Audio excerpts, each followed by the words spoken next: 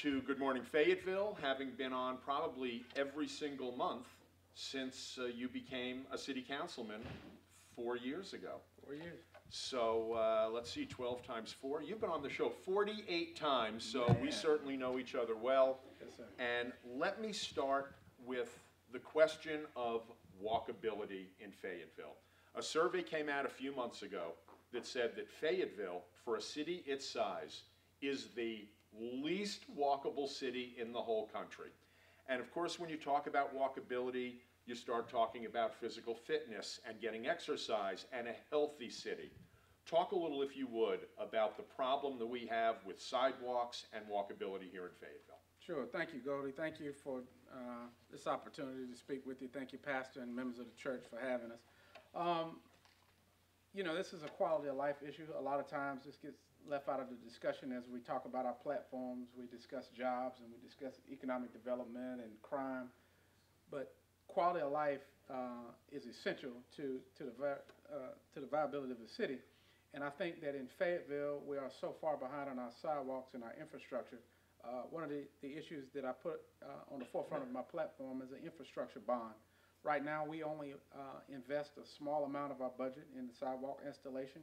That's increased over the last 2 terms that I've been on council from the previous amount, but it's still inadequate. And we have a large city as far as land mass, and our sidewalks and our connectability is important. And I think that we only get where we need to go with a bond that not only addresses our sidewalks, but our street resurfacing is running on a 37 to 38 year paving cycle, which is listed very low in terms of other state cities our size, as well as our stormwater, which is an ongoing problem. And I think that a bond, an infrastructure bond, we could use to address that. Right now, if I build a development on any of the major highways, the auspice is on me as the developer to provide sidewalk. And you'll see sidewalks that start at the beginning of the project and end at the end, and there's no connectivity to it. And I think that we have to get us a plan and we have to get a bond to make significant progress in that.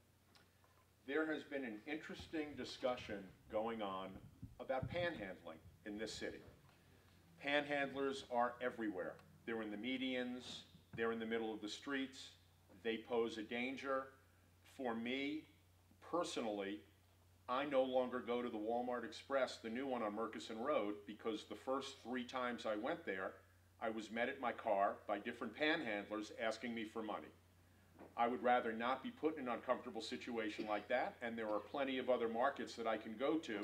So this really is an issue for some small businesses that have panhandlers outside their businesses chasing away customers. So on City Council, I believe on Monday night, you discussed possibly instituting a fine for citizens who give panhandlers money. Talk a little about the panhandling problem. And is that really the fix? And how enforceable is something like that? Do we really want our police officers taking away from their regular duties to bust people who are giving panhandlers a buck or two? Well, it's a problem, and I think it's important that we differentiate the panhandling situation from homelessness and how that connects. And I think that because we have, there are certain citizens that feel that aggressive panhandling is almost threatening. I think that you have businesses that I've met with that complain about the impact that it has on customers coming and going out of their businesses. When we discussed it as council, Councilmember Arp and I both did a council member request to discuss this at the work session. We asked for comparable policies amongst our municipal peers, and so the legal staff brought us back policies from Winston-Salem and Raleigh and Greensboro and other cities to see how they address it. It was very interesting because some areas have more or different punitive penalties. Some, right now, our current policy basically says that you're issued a citation and a $500 fine with no imprisonment or jail time. So we need to, the legal department is still checking the legalities of it. We've already received contact from the ACLU about what your constitutional abilities are. And so we want to make sure that any policy we have is consistent with that and can withstand a legal challenge. But I think there are a couple of things I think that we have to think differently. Some communities have a program in which they take the panhandlers and they may pair them with the Parks and Rec department to help with some of the duties of Parks and Rec. You know, picking up paper and trash and policing the area. And so it gives them an opportunity to earn some wage in some respect, and that may help some people who are out there from the need standpoint. But I think that we can't allow people to stand in our meetings and to put themselves and the drivers at risk in the city and not have any policies. What we have currently is not working, and I think that we have to be open-minded to suggestions to look into it. It was introduced by some council members that possibly would go after people who contribute, and I think that's kind of a slippery slope, because you don't want to dampen the enthusiasm of people that want to help folks that need a helping hand, but at the same time we can't have our traffic and our roadways impeded with stopping the attempt to help. We talk about a laundry list of issues: public safety, poverty, economic development, infrastructure, gateways. You are the chairman of the Gateway Committee, and you have been for a couple of years now, the baseball stadium. As you look at that laundry list of issues, and you can add sidewalks to that as well, what are the issues that are important to Mitch Colvin? Should you be elected mayor, you hit the ground running on which of those issues? Maybe one, maybe two, maybe all of them, but what are the most important issues for you? Well, to me, I mean, Mitch's issues, you know, I think that people need a job and need opportunities, and economically you have a lot of people in this community that are struggling. Crime, public safety is something that I hear a lot from constituents as I talk to people across the city. And so I think the two are linked, and that's what every politician says, is that, you know, we'll do jobs and public safety and economic development. They're great talking points, but you have to have a plan. I've tried throughout this to articulate a plan, which basically says that we need to redefine the way we do business. Right now, the building of our workforce, we leave that to the county for the most part, and that's different from most of our municipal peers. I think as mayor, I would pull together a workforce summit within the first 100 days where we bring all the partners to the table, including our community college, including the city, as well as corporations and the military, to talk about how we can work on each other's strengths. You know, Fort Bragg provides us a steady pipeline of folks that are exiting the military every year, and I think we need to figure out how to capture and train those people. I would also next take a look at the Garner report, which is basically a study that was done the year before I came on council. Spent 6 figures on the money of the taxpayers' dollars, and we never implemented many elements of the plan, which told us about the industries that we're strong or that we would be a good fit. And I think that we need to dust the plan off the shelf and figure out how it is that we get into some of those spaces to recruit industry that fits into what our population and demographic is. And finally, I think that from a public safety standpoint, I've been successful in my district. They had a lot of problems when I was elected in 2013, the Murchison-Jasper area. I had a lot of calls for service. There were over 2,000 calls for service in a 12 or 18-month period at one location. What we did was increase the request for police presence. And so got to know our sector lieutenants and the leadership of the police department that could patrol that area. And they were a lot more present, a lot more visible, which made people who wanted to do things outside of the boundaries of the law very uncomfortable. And so with that presence, I think that we've been able to make it very difficult for people that want to disrupt and not maintain the peace. And our calls for service are down to one of the lowest levels in the last 10 years in that area. And I would like to apply that to the other hot spots in the city. In addition to that, that's the stick approach. I think you have to have a carrot approach. And that would be offering opportunity and training to the people in the community that need to learn how to do a skill. And so that may not fix all of our problems, but it's been highly successful in the district. So job opportunities, training a workforce, as well as putting a little pressure on the areas that need most attention. Let's talk a little about the Shaw Heights annexation. It was in the news about maybe 6 months ago, but it's really been a problem for many, many, many years. On the Shaw Heights annexation, I believe Mayor Robertson voted no. You had your doubts in the beginning. You wanted all the donut holes, the quote-unquote donut holes, you wanted them all included, including Eureka Springs. Talk a little about the Shaw Heights annexation. What needs to be done there? Because obviously, as the chairman of the Gateway Committee, and with Bragg Boulevard now being closed through base, Murchison Road is even a more traveled road than before, especially with 295 being right there.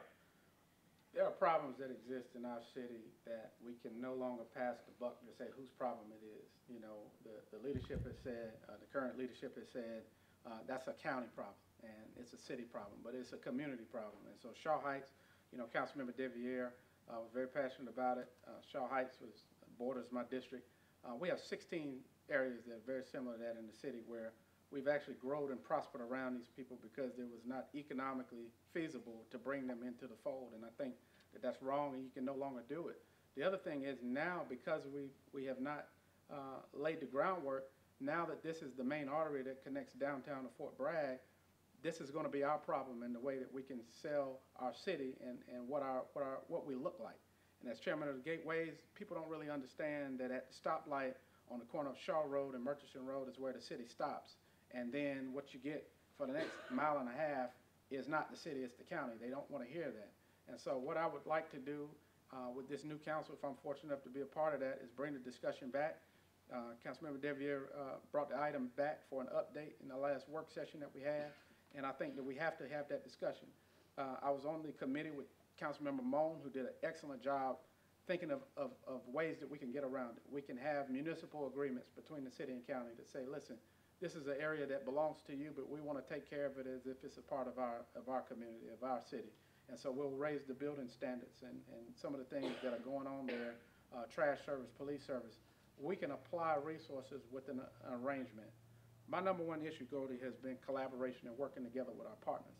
And that closes the gaps. That closes the loopholes about whose job it is when you have all the partners at the table.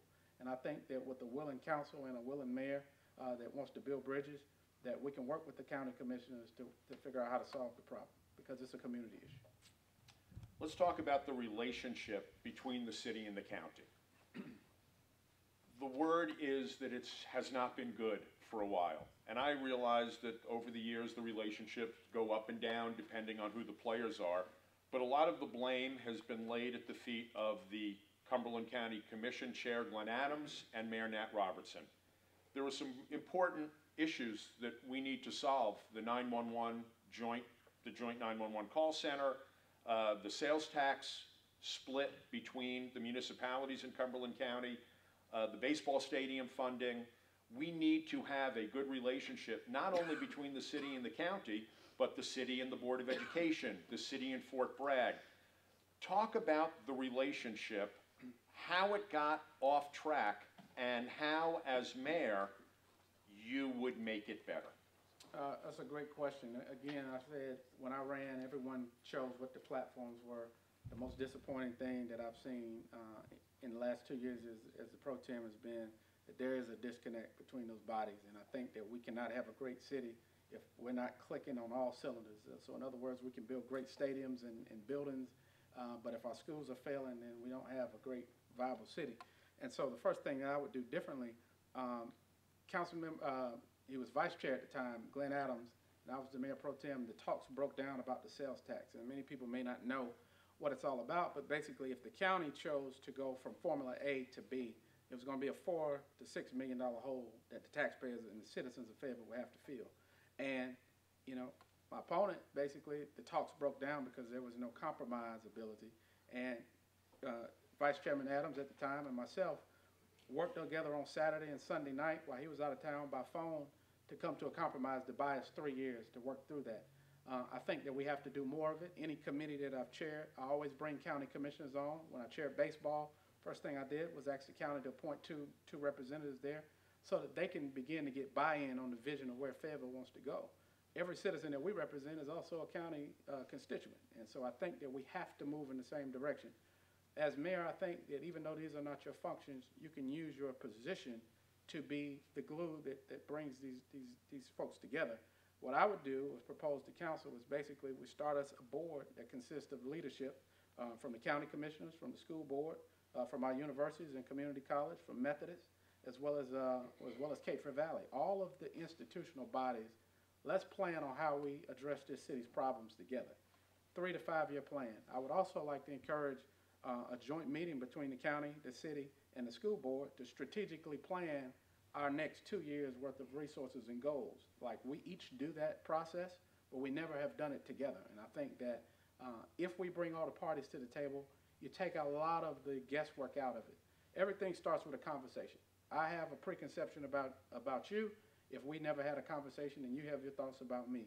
But when we sit down and talk about it, we can solve a lot of problems, and I think that's been one of the problems, quite frankly. So in addition to the joint planning and putting our resources together, I think if you have a board with the leadership of each one of those organizations at the table, that they can go back and get buy-in from their boards, and it'll cut down on some of the contention. Let's talk about public safety.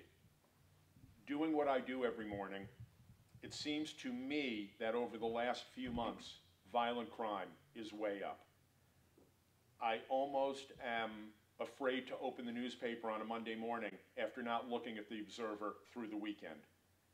It looks like there have been more violent crimes lately, happening out in public parking lots where citizens frequent, whether it's Walmart or Taco Bell or the bank, or Smoky Bones. The numbers say that property crime is going down. And I've heard that one of the reasons for that is because a lot of people don't report property crimes. If you get your rake stolen, you're not going to call it in. So I'm not so sure that property crime is down as much as the numbers indicate, but talk about violent crime, assaults, murder, rapes. I believe that you did vote for the 47 additional police officers with the small tax increase. I don't think Mayor Robertson did. Am I correct with that? That's correct, yes, sir. Talk a little about public safety. Do we need more officers on the street? Is this something that begins in the home and the churches and family time? How do we solve our crime problem here in Fayetteville? Well, I think you have a combination of things we need to do. When Chief Medlock, when we first came on council in 2013, our property crime was, I think it was higher than anywhere else in the state. And basically we said, Chief, how do we fix this problem? And he said, what I need is I need more boots on the ground. I need 66 officers. We went back, we looked at the numbers, and we said, we can't afford 66, but we can give you 47, okay? And so he took the 47 and he put a high concentration of resources and manpower to fix that, and the numbers begin to curve in the other direction. I think that he knew as a professional what he needed, but we only funded what we could. And so, in my opinion, I think we asked Chief Hawkins, what is your plan to address violent crime? I think that basically based on Chief Medlock's assessment, he needed an additional 19 officers. And so sometimes you have the fortitude to vote for things politically that may be unpopular but fixes the problem. People elected us to do that. And like you said, you can't say that you're about public safety if you don't give him the resources he needs to fix the problem. I think, in my opinion, that she may need to stand up or add additional manpower to a violent crimes task force. Since the election, when this came up, instead of me taking statistics to quote to say if it's trending up or down or taking or adding things away, it's all about how you feel about it. And if you feel safe, then you say things are going well. If you feel unsafe and afraid to go to Walmart or to Smoky Bones to go out with your family, you feel unsafe, and then we have a problem. I would like to see Chief Hawkins give us a plan of action and give her the resources that it takes to fix it. It's easy to tell someone to fix it. Without the resources, it's not practical or possible. And so I think that she should put a little more concentration in that. If there's a gang problem, I think we do that. In my opinion, I think we have to take more guns off the street. Illegal weapons is what I mean. I think that I proposed when I got on council a gun buyback program. It netted 300 guns in a matter of hours. The police ran out of money. It was so popular, and that was 300 guns that were taken off of our city streets. I think that a lot of these problems are because there's easy access to these weapons, illegal weapons, and I would like to see a concentration or concentrated effort on removing more of that. Let's talk a little about economic development and jobs. The slam on the council over the last few years has been that we do have businesses opening up here in Fayetteville, but they're call centers, they're fast food restaurants. We had a chance to get the chicken plant here, which I think would have been $12, $13 an hour. How do we get the good jobs here? And if you were to be elected mayor and you were the face of Fayetteville, what would you do to get the jobs that we need here where a family doesn't have to work 2 jobs to make ends meet? 2 things on that. One is I think we have to prepare the workforce. You know, as a small business person, one of the challenges that I have is having good, dependable workers that stay in the area. And so we prepare and train a great workforce. I think the other thing is, as we collaborate and plan, had the city and county identified the type of industry that we would accept, Sanderson would be in Fayetteville in Cumberland County versus in Robeson County. What happens is when economic development finds a deal, they have to go to the city council and say, would you give incentives for this company? And go to the county commissioner, would you give incentives to this company? And if there's any disconnect or miscommunication, by the time the two political bodies address it, discuss it, the corporation has to make a decision and they're going down the road and we miss out. So I think that, one, we train our workforce. Two, I think that the mayor should be the ambassador for the city of Fayetteville outside of the city limits. Right now, our current leadership doesn't take any trips to go and promote our city. We need to define and brand what Fayetteville is and be able to explain and solicit that to other people and other companies and not allow others to define us. Vietnam is a name that's been labeled on us for over a couple of decades. And I think that it's time we rebrand ourselves and redefine who we are and have a mayor that goes out and tells the story. You know, this is a global economy. I said that Atlanta and Savannah have a partnership to where Savannah increases the number of commerce, the amount of commerce that comes into the port. Atlanta set up an inland terminal to distribute those goods. It created 5,000 logistical jobs moving goods around because of their location to I-20 and I-85. I think also Charleston and Dillon are doing the same type of partnership. Little Dillon, right up the street, is going to have an inland terminal that will create jobs because they're located on I-95. Both of those examples are 283 miles apart or better. We are 82 miles from Wilmington in its port. It just received additional federal dollars to bring in more commerce. Why can't Fayetteville, who's located on I-95, 82 miles away, have logistical jobs to distribute those goods? I think, secondly, we need to make investments into our cargo flights into the airport. Right now, the city council just authorized a $25 million renovation for the passenger side to make it more comfortable of a facility. We need to do the same thing with commercial and cargo flights. Companies want to be able to move their products around. And so I think as we offer these things, 15 years ago, we missed an opportunity to get FedEx here in Fayetteville. They went to Greensboro because we didn't have our runways prepared. So we can no longer allow opportunity to leave us because we're not planning to prepare for it. And so I think we build our workforce, we make investments in the things that we need to, and we get out and promote and define who the city of Fayetteville is and bring the opportunities back and stop waiting for an opportunity to knock on our door. We have to go out and find it. A couple more questions for you. Let's talk about poverty.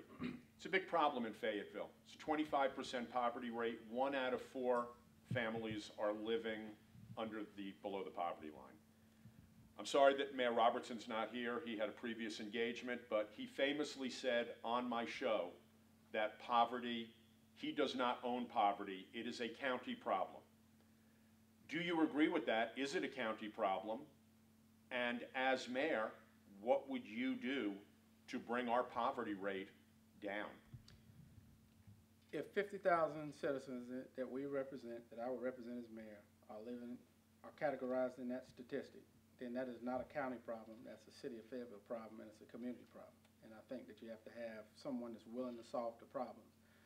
Councilmember Devier made poverty his highlight of the campaign. He brought a lot of attention to this problem. I think that it starts with the Poverty Summit to tell us what the recommendations are to fix this problem. To me, I feel that we both felt the same way about addressing the problem. We just had different paths to get there. I think education and opportunity and training are key assets that you need to raise people out of that situation. But in addition to that, I think that we need to come through and revitalize these neighborhoods. That collaboration that I speak of, basically, when I was going to school, my father had a small construction business, and I took carpentry. We all had to learn how to drive a nail by the age of 10 or 12, okay? And I took carpentry in school. They also offered auto mechanics and masonry and different things. Today, that is not a part of the curriculum in the school systems. And so what we need to do is to bring those vocational skill trainings back into the inner city neighborhoods that have problems, like Murchison Road, the area I grew up in. There was a pilot program that had a masonry program. Councilmember Devier was familiar with it. Had a lot of success and a lot of interest. And I think that you train people how to take care of themselves, and they will more than likely do it. Now, some folks will fall through the cracks and not take advantage of it. We have our rec centers that are there every day. Right now, if I have a constituent or a citizen in my area that is not that maybe a high school dropout, may not have driver's license, he has to be very committed and have a good support system to go across town, to go to FTCC to get trained for 9 months and get a certificate to go look for a job. If that function was brought into the city, into the rec centers that are there, the training comes to them where it's very easy and accessible. The on-the-job training happens when you bring those folks that need to learn how to do it to the neighborhoods that need the work done. And now all of a sudden you're bringing people with the need together with people who need to know how to do it. And I think that you have an excellent opportunity to change the dynamics on a lot of that. Some of it is also, after the education, is also just a hand up. You know, there's a small program we're testing in community development that if a young lady wants to go to learn how to be a dental hygienist, she can't buy her scrubs or her uniforms or her books, something that the grants don't cover. There are small microloans that are in community development right now that we're testing. We set aside about $10,000 for that, and the demand went so quick that that's something that I think council should discuss. Because if it takes $1,000 to make you a productive citizen that you can earn a living and take care of your family, that may cure our problem. And so I think that we've got to think outside of the box and do different strategies, but you can't fix a problem that you don't think belongs to you. The last thing I'll ask you, and you can make this your close if you like, the city council as a whole, you've gotten good marks over the last 4 years. We've got a baseball stadium, we've got a Parks and Rec bond, you've worked together well, and chances are that if you had decided to run again for city council, you probably would have won. Incumbents win 83% of the time, as you know. But you decided to run for mayor. Why? Well, Goldie, at the end of the day, I feel two things. One, I set out with a purpose in 2013, and that was to be involved and to work to better my district and the people that I represent. I think I've done that as good as I could.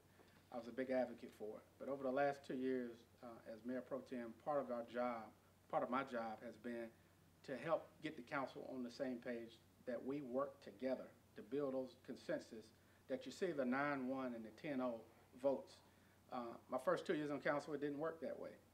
Everything that we did, it was 6-4 or 5-5, and it was a lot of contentious tug of war, and it was difficult to move. We made progress, but it was very slow progress.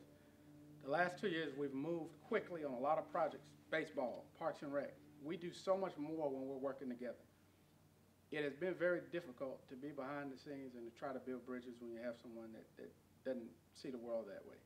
And I knew that there were too many important things that were coming to Fayetteville, and we would only have one bite at the apple, or it would be a long time before the opportunity made its way back around. That if we don't get on the same page, if we don't start to work better with our partners like county commissioners or our school boards, we're going to miss our opportunity, and this community is going to suffer badly. And I think that I'm a bridge builder. For the last maybe few months, the mayors of the different cities in Cumberland County, they meet. And when the sales tax discussion was going on, our mayor pulled out of that meeting. And so now Fayetteville was not present. I filled the gap for the last 2 or 3 meetings on his stead just to keep the conversation going. But at some point, with these important projects and our time is coming in this community, that we need leadership that's going to work to move us forward together. And that was one of the biggest motivators or drivers for me to run, is that either I want to give it 100% or I need to withdraw and move on. And I felt that it was at a decision point, and to where if I really cared and committed to the cause, which caused me to run in 2013, that I needed to, that we needed a change at the head of the table. All right. Thank you very much. Mayor Pro Tem Mitch Colvin. Thanks, sir.